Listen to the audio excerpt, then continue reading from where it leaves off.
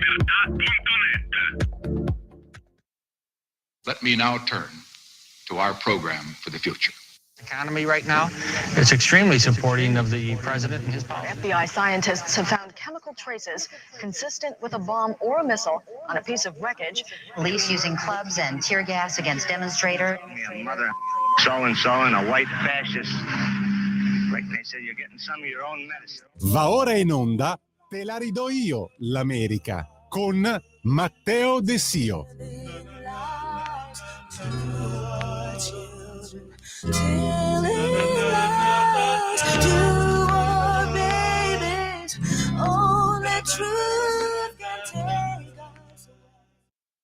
Ciao Matteo, a te la linea.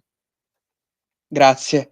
Welcome everybody, buongiorno a tutte e a tutti. Questa è Te la ridò io l'America, questo è il nostro appuntamento settimanale su Radio Libertà dedicato proprio agli Stati Uniti d'America. Cominciamo subito con una notizia che è stata poco battuta sui giornali italiani, ovvero lo scontro fra il presidente e il sistema giudiziario brasiliano con Donald Trump e la Casa Bianca. Cosa sta succedendo in Brasile e perché vi sono scontri fra questi due importanti stati del continente americano? La Suprema Corte brasiliana sta in questo momento cercando di portare a processo l'ex presidente Jair Bolsonaro, e ha ordinato anche che egli non possa assolutamente utilizzare i social, che egli non possa in alcun modo apparire in nessuna intervista, e addirittura la Polizia Federale brasiliana, che il Brasile ha un sistema simile a quello statunitense, la Polizia Federale brasiliana ha deciso anche di fare un'imboscata, possiamo chiamarla in questo modo, alla casa dell'ex presidente, mettendola a soqquadro e cercando anche ogni possibile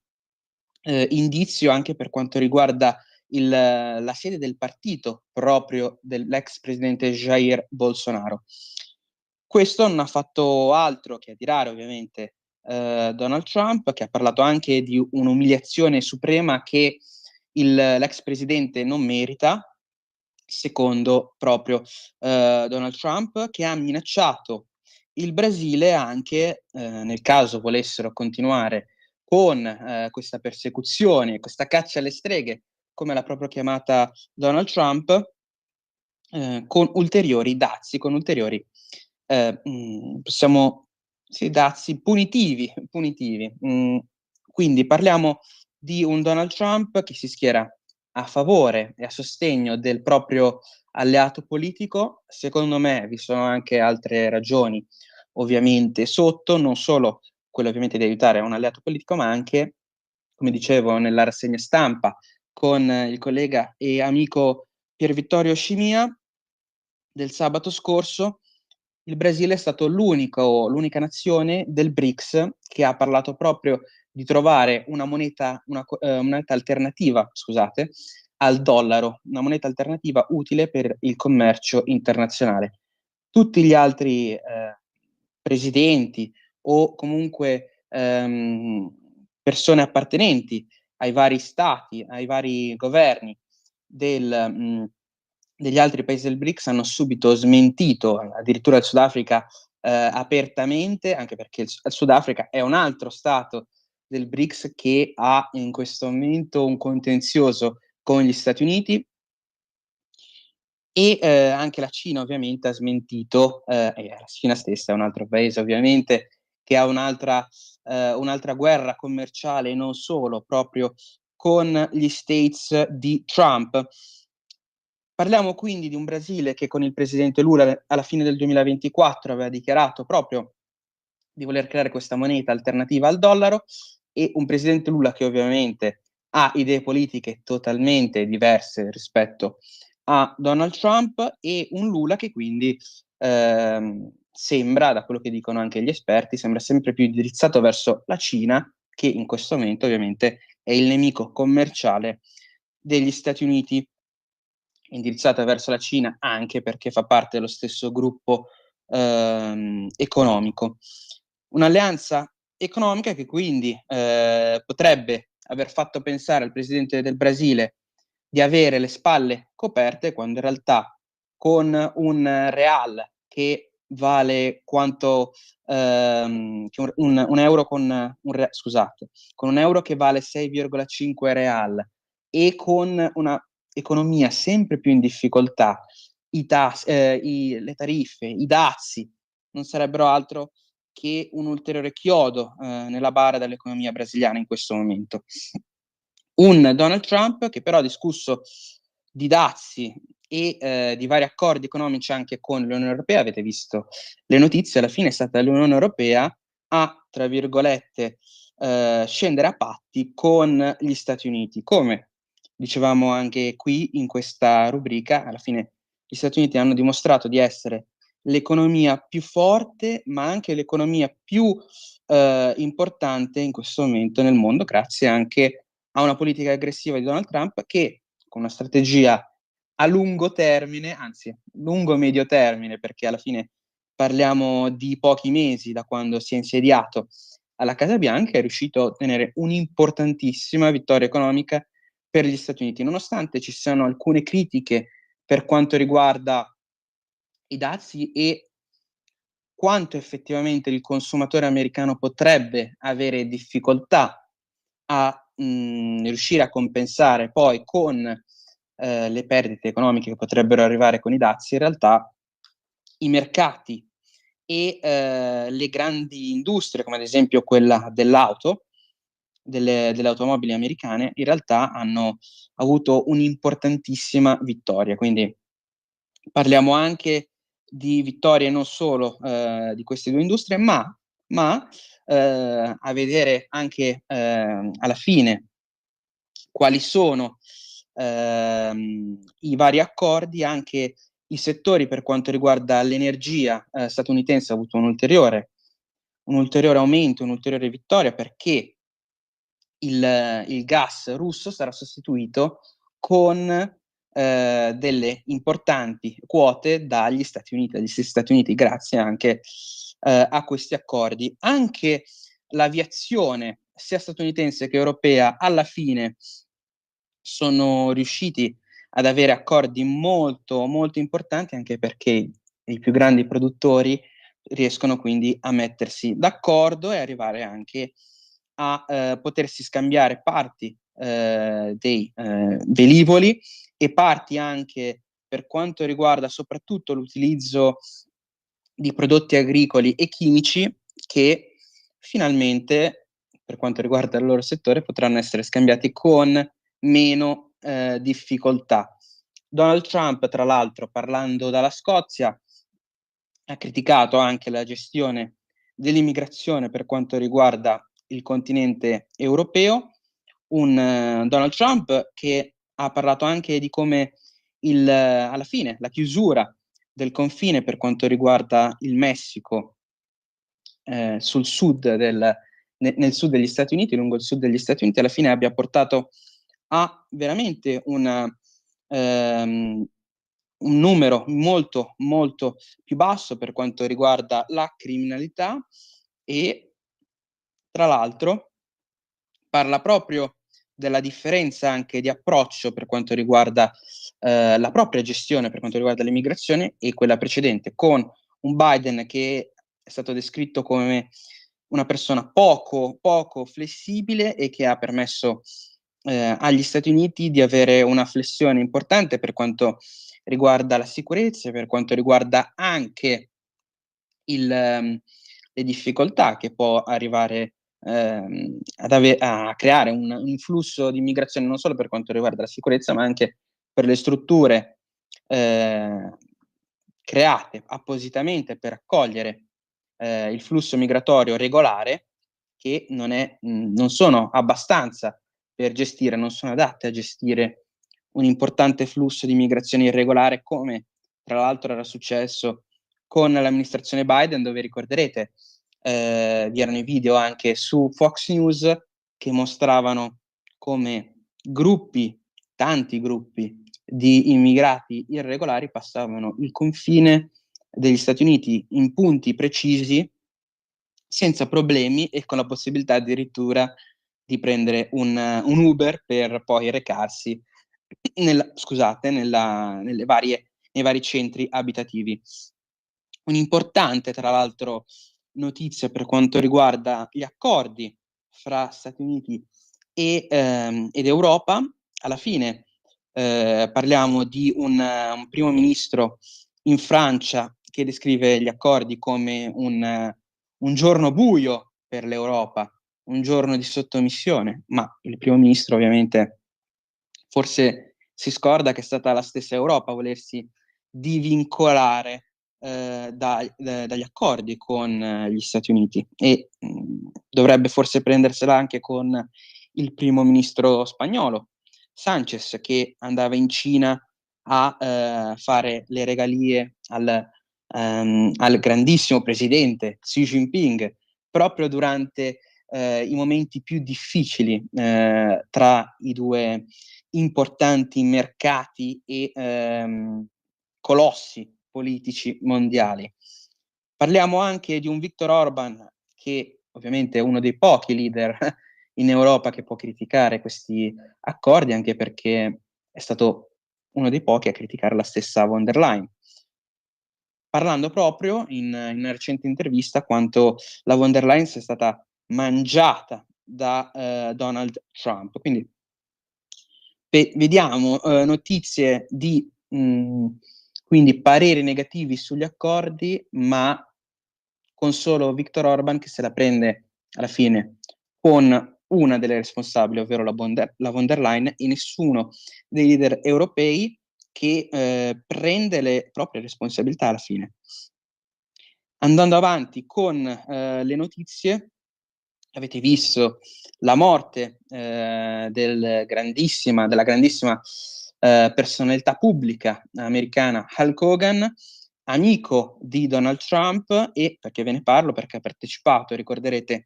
ai rally elettorali durante la campagna elettorale di Donald Trump nel 2024, mostrandosi apertamente a favore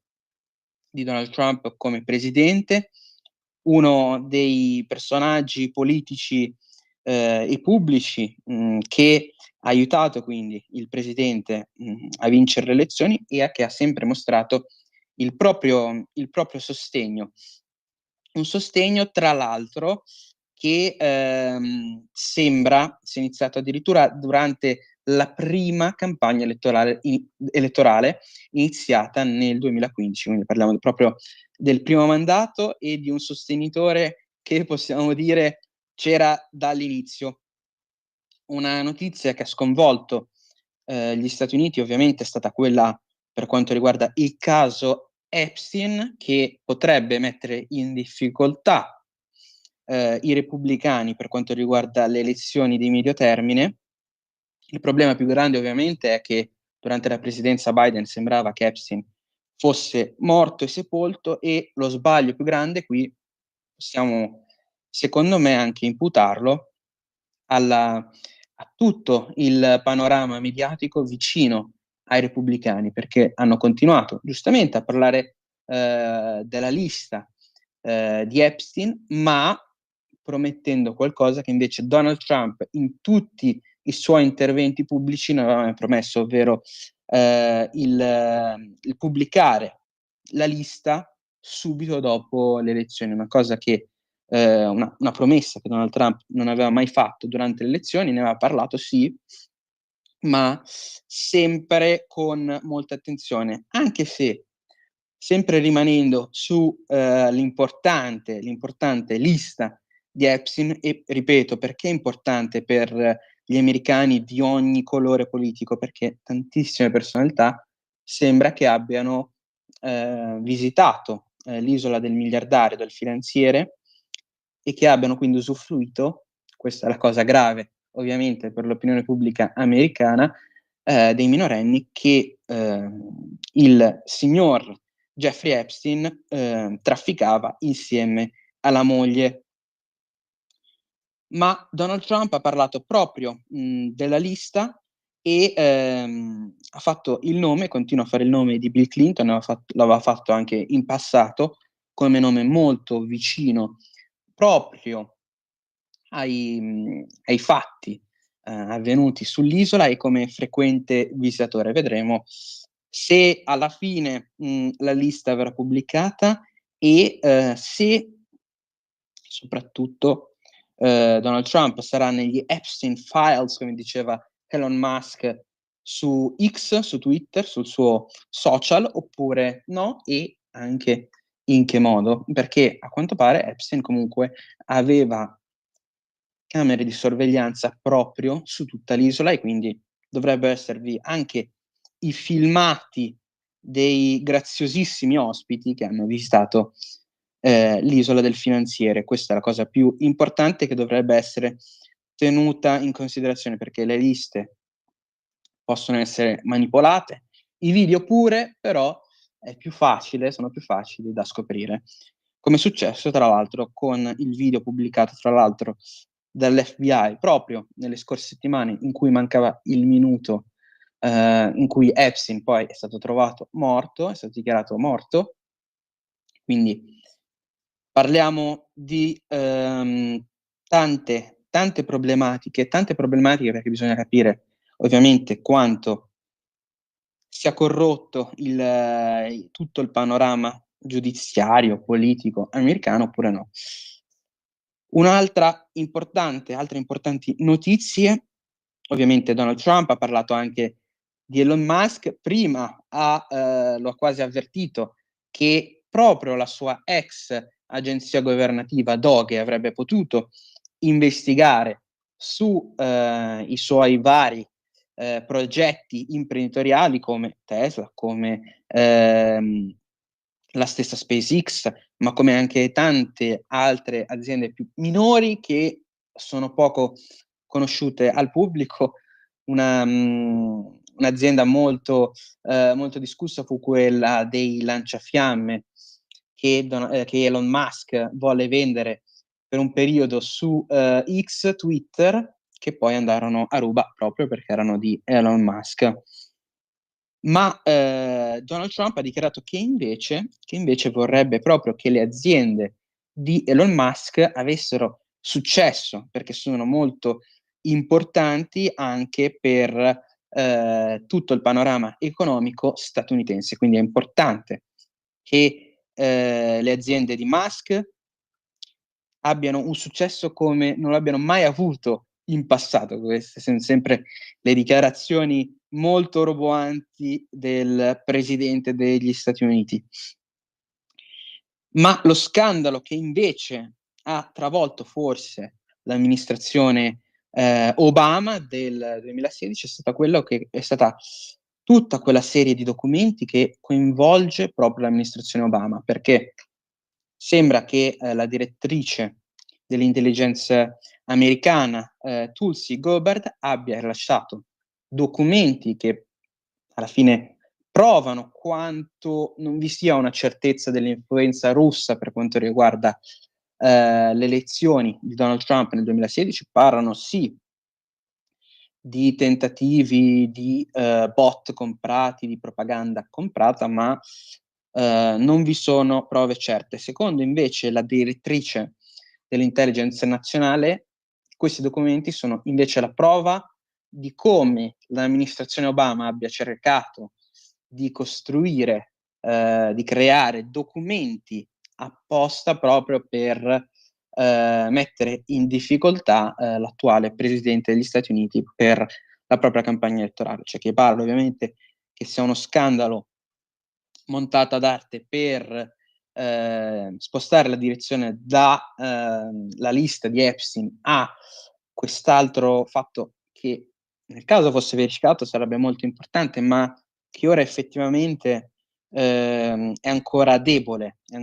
come impianto accusatorio, anche se in alcuni documenti viene anche fatto presente che all'epoca, quando era segretario di Stato dell'amministrazione Obama, Hillary Clinton utilizzasse fortissimi fortissimi, tranquillanti, proprio durante il suo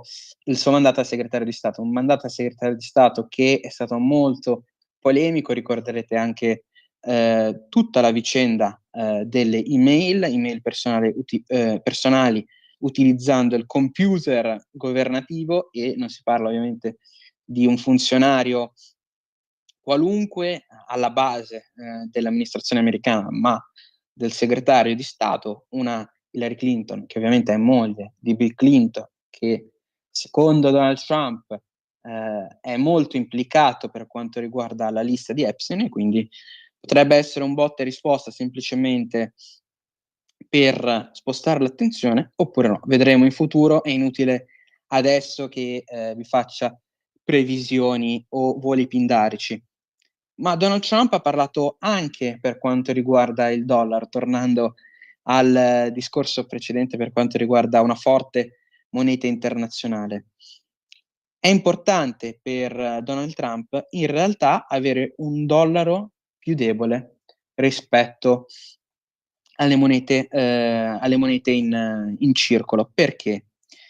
Perché sembra interessante sulla carta avere una moneta forte, ma non serve per il turismo, non serve per vendere, come dice lui, i trattori oppure i camion, e quindi si ha difficoltà a vendere tutto il resto, ad esportare tutto il resto. Il dollaro forte serve solo per contrastare l'inflazione. Un'inflazione, tra l'altro, che lo stesso Donald Trump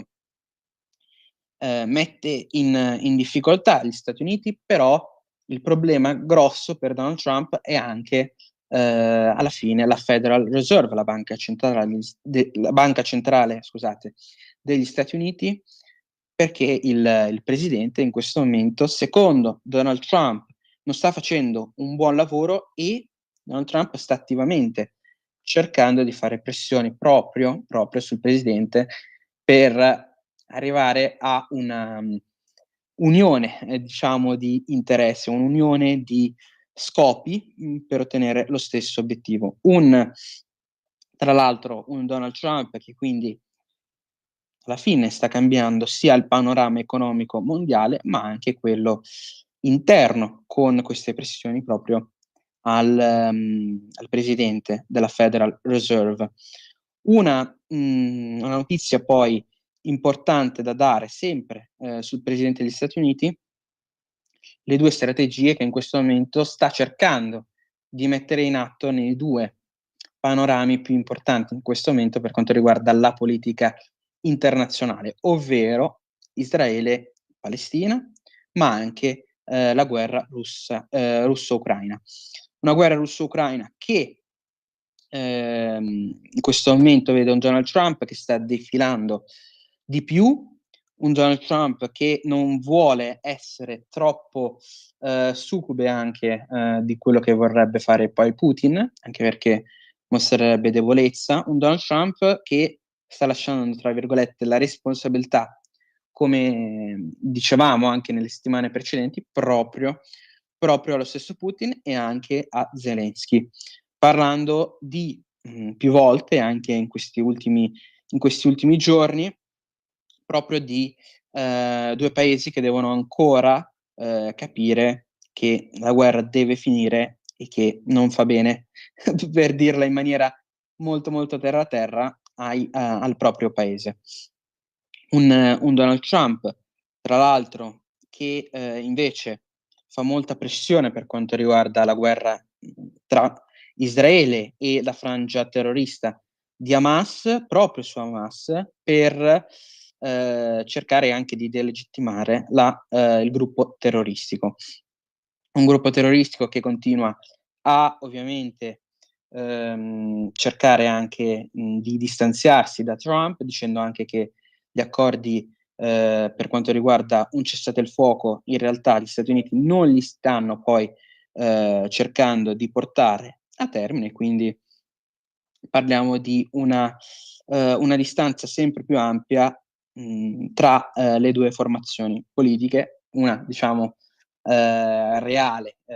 intangibile come il presidente degli Stati Uniti, e l'altra un po' da criticare, un po' che non viene criticata purtroppo dal resto del mondo. Possiamo dire così, possiamo permetterci di dire anche questo.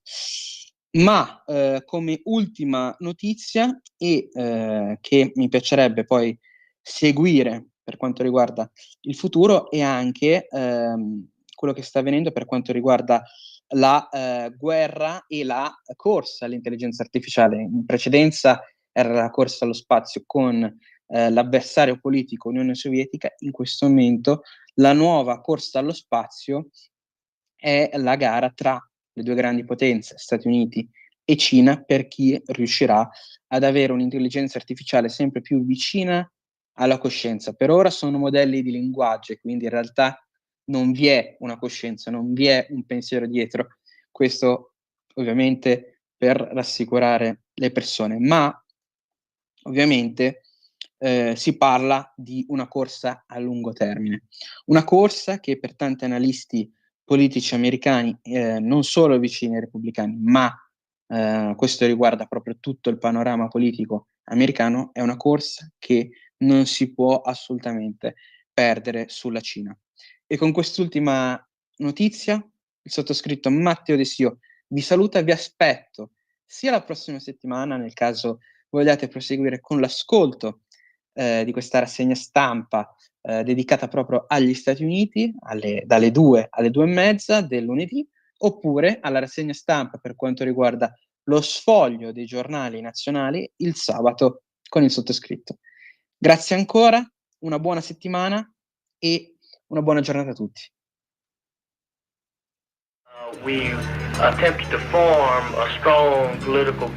Avete ascoltato Te la ridò io, l'America.